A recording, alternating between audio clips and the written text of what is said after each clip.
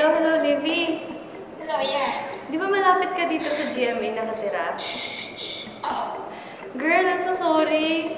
Pwede mo ba akong hiraman ng 5K? Ha? Kasi nandito ako dito sa GMA, hindi ako makauwi. Iniwan ako ng kuya ko.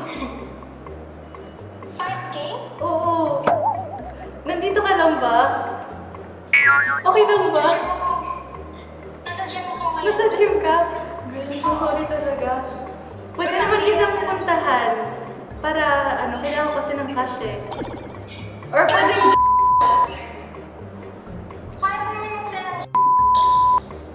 Bakit ba? Kaya naman ano nangyari sa'yo? hindi kasi ako makauwi. Kailangan ko lang ng iniwan kasi ako dito. Nandito ako sa GMA actually. Anyway. Oo. Okay. Wait lang. Pero wait lang.